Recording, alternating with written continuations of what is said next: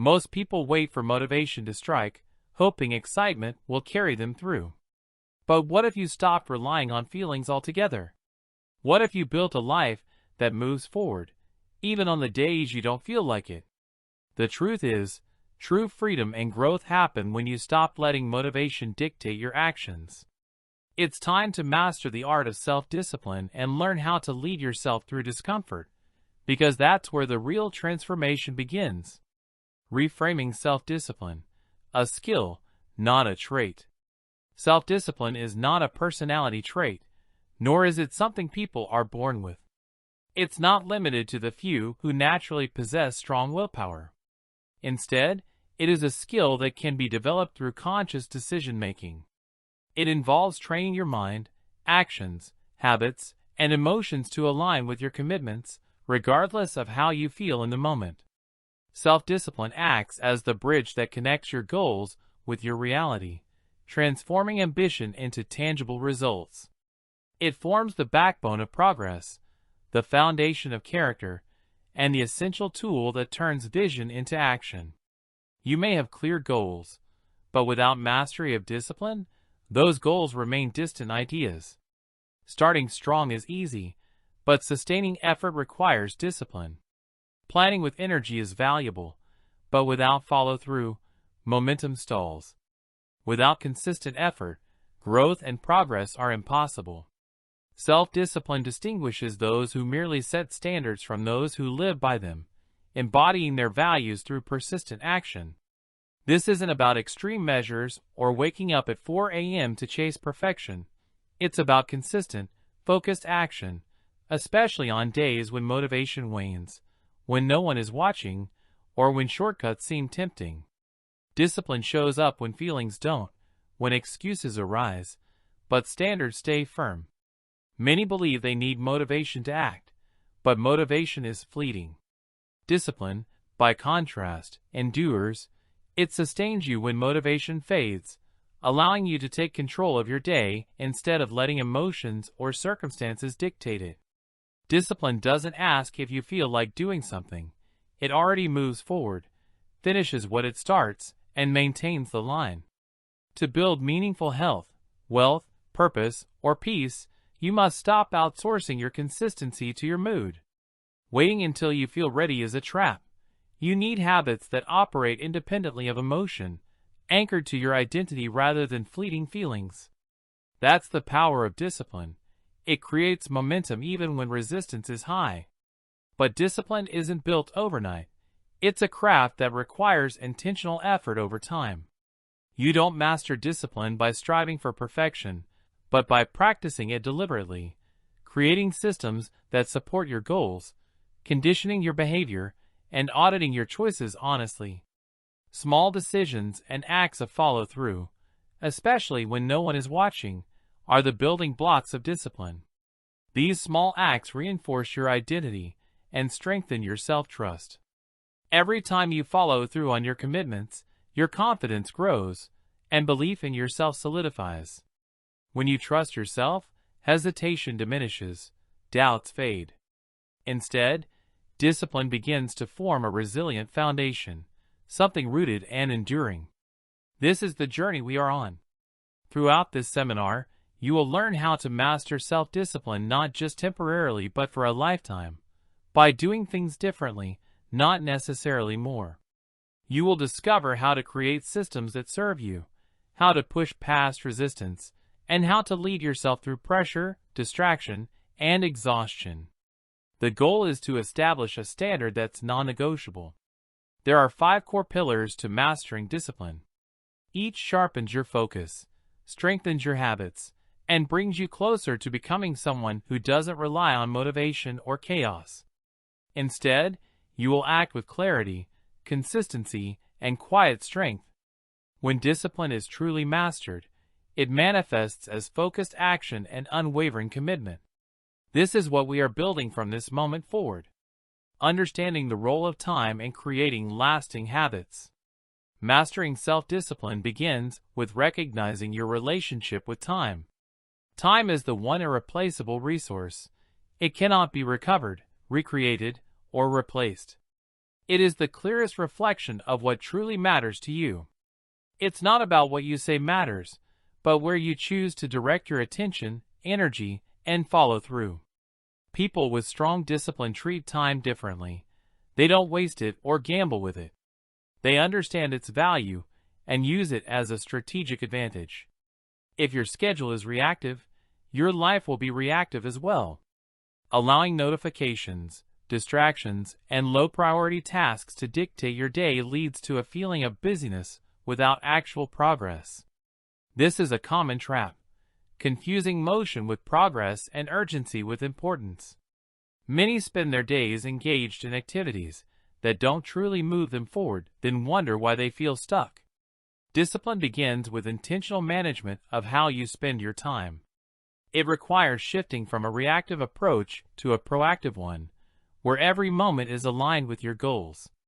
By establishing routines and boundaries, you can create a structure that promotes focus and productivity. Building discipline involves understanding that real progress comes from consistent, deliberate actions, small, meaningful steps taken daily. These small acts, often unnoticed, accumulate over time and shape your identity. Each act of follow-through reinforces self-trust and belief, fueling further discipline. As you develop this trust in yourself, hesitation diminishes, and your capacity to stay committed grows stronger. The key is to design your days around what truly matters, not just what seems urgent or easy. This shift from reactive to intentional living is essential for lasting success and personal growth. Own your time before it owns you. When you stop negotiating with your time, when you stop treating it as if it's endless, you begin to understand the true value of every moment. High-performance living doesn't come from low-effort habits. Time doesn't care about your plans, dreams, or intentions. It only responds to action, what you actually do, not what you meant to do later. Those who master discipline treat their time as if their future depends on it, because it does.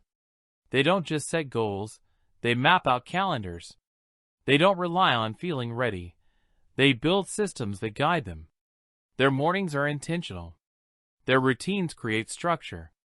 Their habits become anchors that keep them steady, even when the day becomes unpredictable. From intention to execution. A major shift in building discipline is moving from task-based thinking to time-blocked execution. Task-based thinking says, "Here's what I need to do." Time blocking says, "Here's when I'm doing it."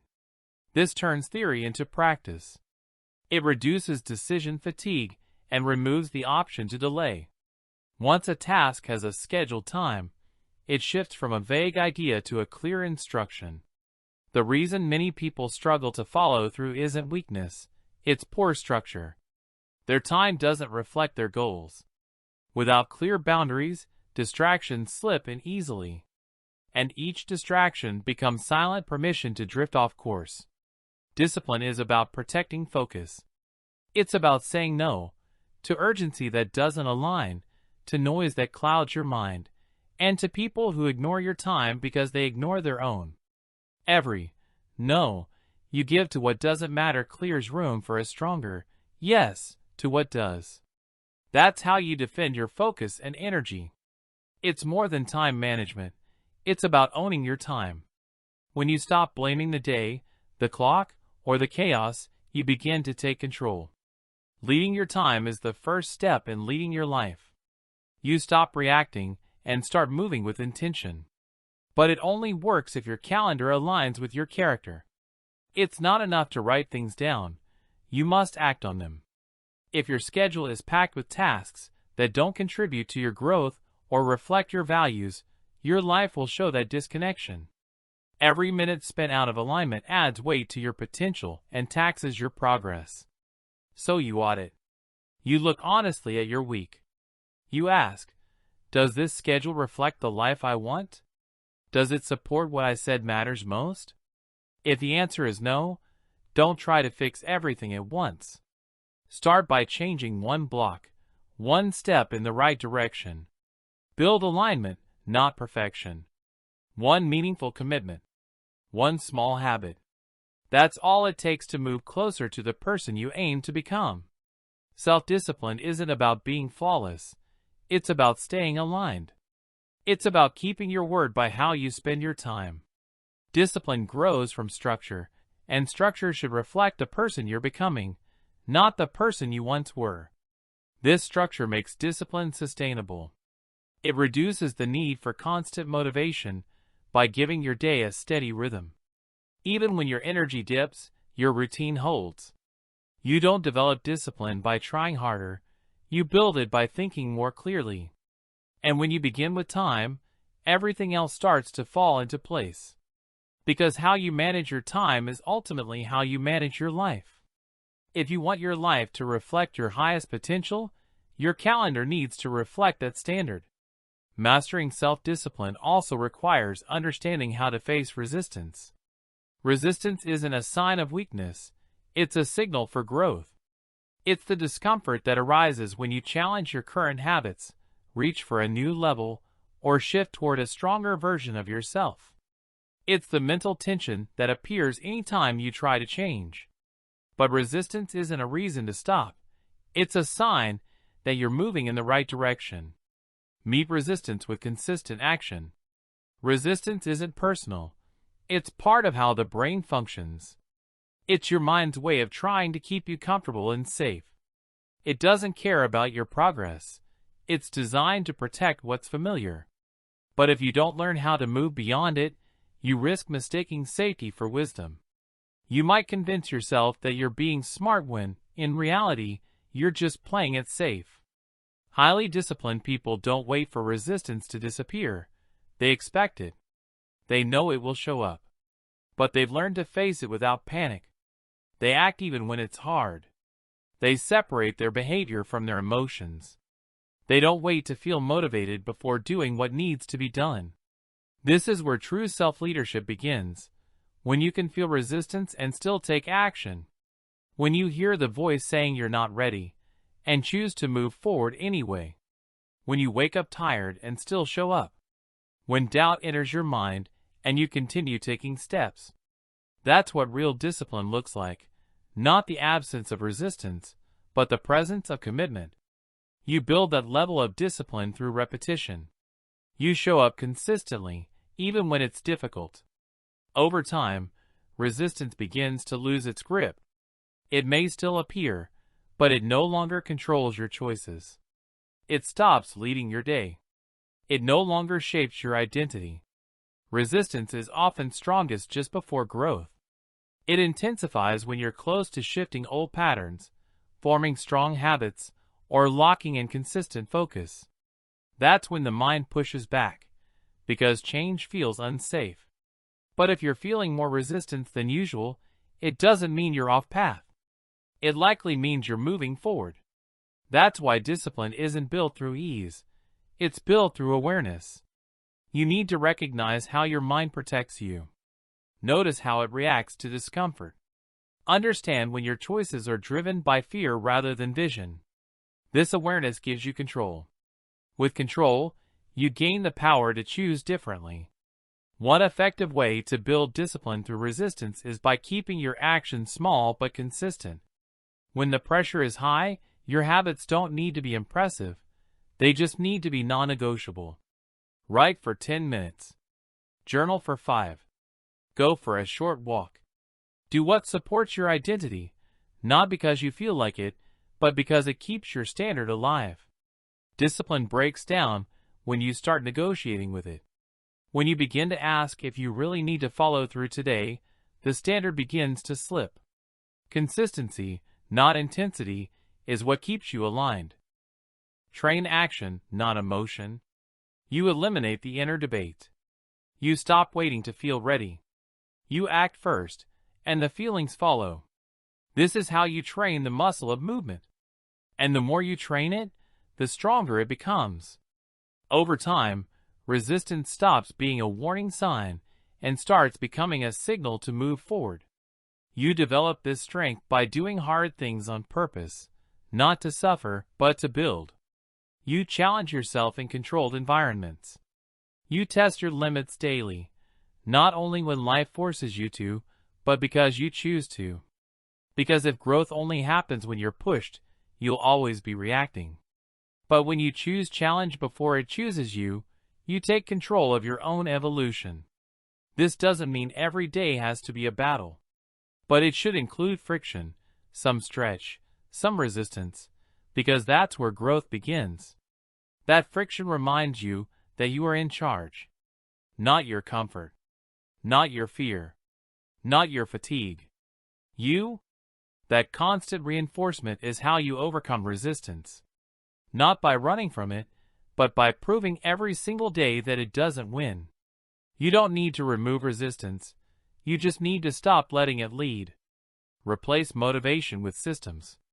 To master discipline, you must break the emotional dependency on motivation. Motivation is unstable. It rises and falls based on mood, energy, and how exciting your day feels.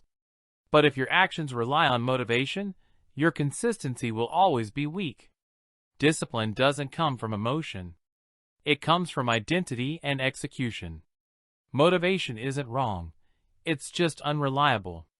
Anyone can take action when they feel inspired. That's not the challenge. The real test of discipline comes on the days when there is no spark. When the energy is low, the task is dull, and the feeling is gone. That's when discipline either holds or falls apart. Discipline means leading yourself when you don't feel like a leader. It means showing up like it matters, even when your mood tells you it doesn't. And this mindset isn't built by chasing feelings. It's built by building habits. By focusing less on how you feel and more on what you said you'd do. The real question isn't, do I feel ready? It's, what did I commit to? Discipline lives in that space between your intentions and your actions. It doesn't wait for permission. It waits for execution. That's how you own your progress, not through bursts of inspiration, but through quiet commitment. When you stop depending on motivation, you begin to build systems, routines, triggers that start your day, time blocks for specific actions. You reduce decision-making and increase follow-through. You stop winging it and start leading it. And most importantly, you build a culture within yourself where doing what you said becomes expected, not optional. Break the loop of inconsistency. People who don't build discipline fall into a pattern. Intense effort followed by long pauses. They go all in for a few days, then disappear for weeks. They keep restarting, chasing motivation, switching plans, thinking the solution is something new. But the issue isn't the plan. It's the lack of discipline to stick with the basics. To break this loop, you must change your questions. Stop asking, how do I stay motivated? And start asking, how do I stay consistent? Stop chasing energy. Start building structure. Stop hyping yourself up. Start designing habits that work, even on quiet days. Motivation can still help. It's great when it's there. But it can't be your foundation. The foundation must be something deeper. Something steady. That foundation is identity. The version of you who follows through. The version of you who does the work, no matter how you feel. You reinforce that identity through repetition. Through daily action. Through doing what you said, even when it's small, even when it's hard, even when no one sees. Because every time you follow through, your belief grows. Not from emotion, but from evidence. You prove to yourself that you're the kind of person who shows up. And belief built from behavior is belief that lasts. You strengthen that foundation by designing your environment. You stop leaving it to chance. You create barriers between yourself and distractions. You reduce decision fatigue. You make discipline easy to follow and distraction hard to access. That's not just mindset. That's strategy. That's structure. That's leadership. When your discipline is built on systems and identity, you don't fall apart when motivation fades. You've built something stronger to fall back on. Your brain understands that action doesn't need a feeling. It just needs alignment. Alignment with your standards. your routines, your values. This is how you break the cycle of inconsistency. You stop treating emotions like instructions. You stop asking if you feel like it. You start doing it because that's who you are. Building discipline beyond motivation. You stop letting excitement dictate your actions. You no longer wait for motivation to arrive. Instead, you create a life that keeps moving, regardless of whether motivation shows up or not. That's the beginning of real freedom. That's where true growth takes root. Mastering self-discipline means knowing how to guide yourself through discomfort. Most people avoid discomfort, try to bargain with it, ease it, or push it off. But those who create lasting change, those who remain consistent in their habits, train themselves to move through discomfort as if it's part of the process, not a problem that needs fixing. Discomfort doesn't mean you're on the wrong path. It's often a sign that you're expanding your limits, that you're stepping into new territory, that you're doing something that challenges your old ways of thinking and acting. And when you start to see it from this perspective, discomfort becomes a tool, not a threat. You build this tool by being deliberate, by choosing to face friction instead of avoiding it. Every time you do something difficult that aligns with your purpose, you strengthen the identity of someone who completes what they start. It doesn't have to be dramatic. It just has to be done. 5 extra reps when your body wants to quit. 10 more minutes of focus when your mind wanders. Making the phone call you've avoided. Every one of these moments builds mental strength. Training through discomfort. Discipline isn't a switch you flip, it's a muscle you build. And discomfort is the weight that strengthens it. When you avoid that weight, the muscle weakens. But when you keep showing up, again and again, especially when it's the last thing you feel like doing, your capacity expands. Not just to act, but to endure. To lead yourself forward even when your entire body and mind want to pull back. This strength gives you a deeper freedom. You're no longer controlled by convenience. You don't fold when things get tough. You don't change direction every time resistance shows up. You continue, not because it's easy, but because you've trained yourself to expect discomfort and move through it anyway. To live this way, you must stop trying to make life comfortable. Comfort isn't the goal, alignment is. Discipline doesn't guarantee ease, it promises outcomes. And those outcomes come only after long periods of boredom, repetition, resistance, and effort. That's the truth that often goes untold. Most people don't fall short because they're lazy. They fall short because they believe the lie that things should feel easier. They mistake resistance for a sign they're doing something wrong. They think that if they don't feel ready, it must not be the right time.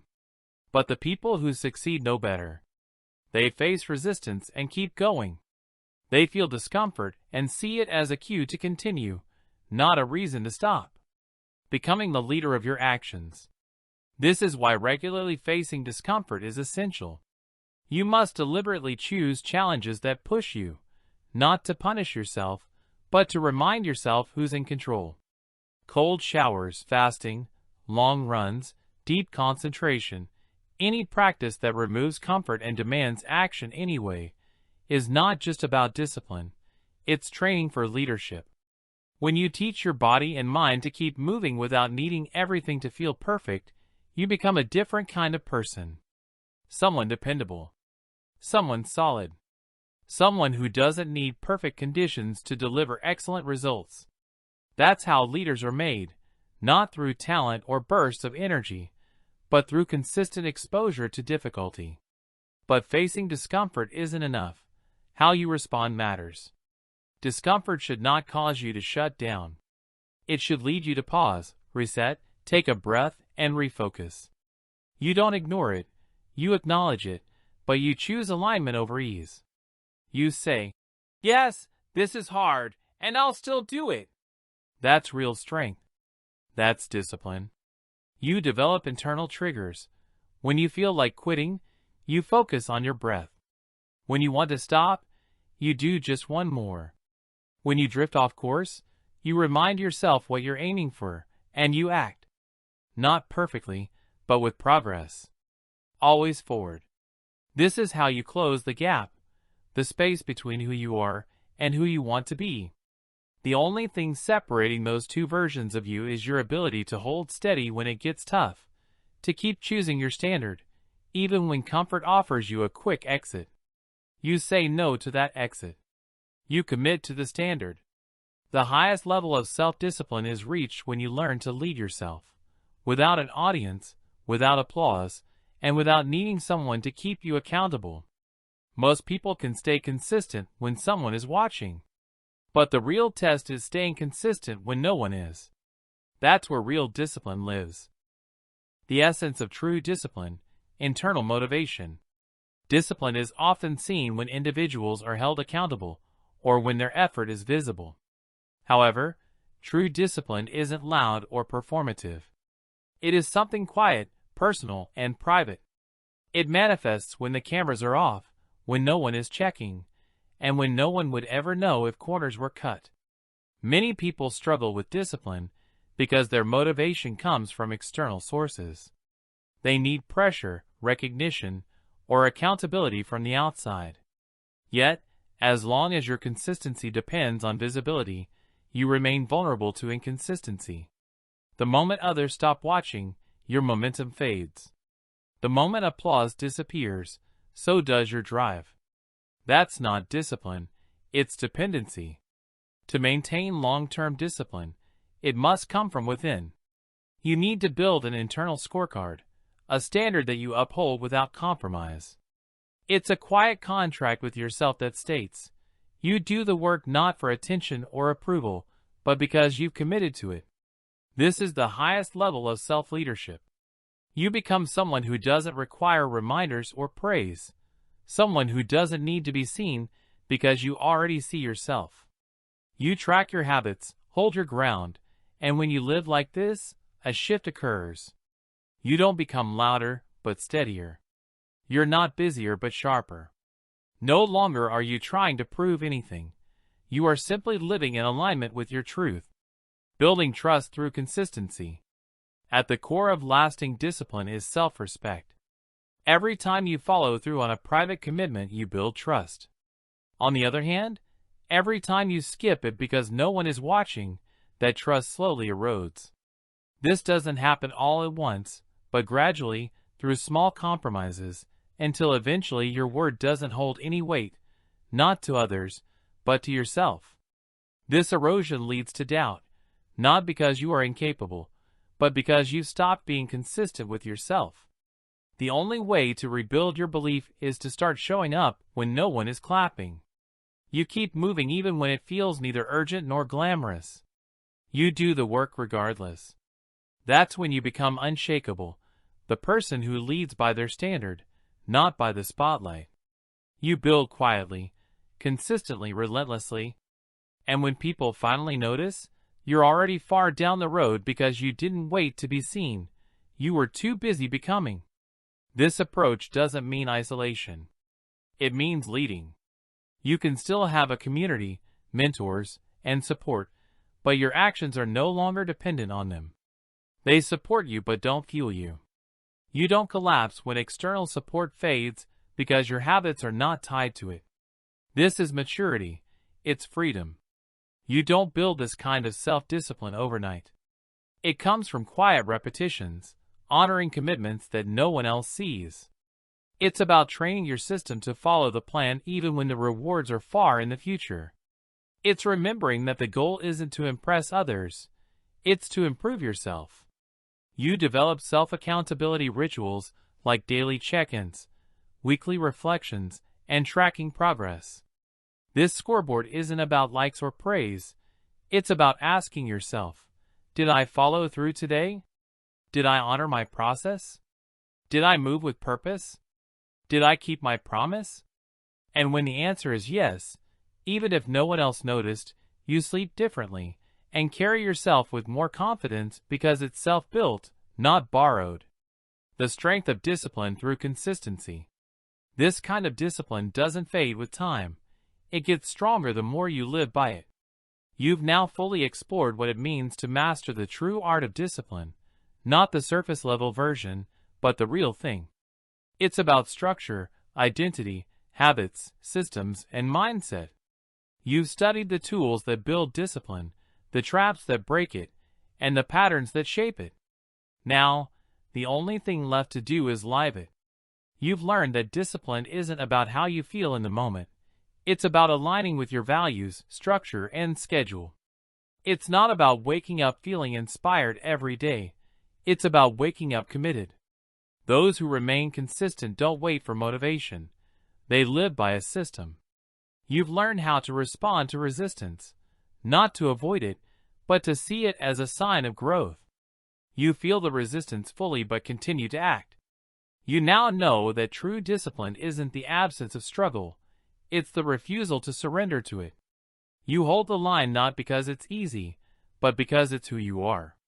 You've let go of the myth that you need to feel ready. You've learned to act first, to move before doubt takes over, to take the next step not when it's convenient, but when it's necessary. You've shortened the distance between knowing what to do and actually doing it. That's the mark of someone who leads themselves effectively.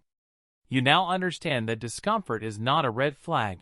It's a sign that you are in motion. Challenge is the training ground for growth. Every time you deliberately do what's hard, you reinforce a powerful truth. You don't need comfort to be consistent. You don't need ideal conditions to perform at your best. You've learned the strength of private consistency, the power of showing up even when there's no audience. You've built the identity of someone who doesn't need applause to finish what they started. This is the kind of discipline most people never attain, but now you're living it. What you built is not temporary. It's a lasting foundation. This discipline doesn't disappear after a week because it's no longer based on force.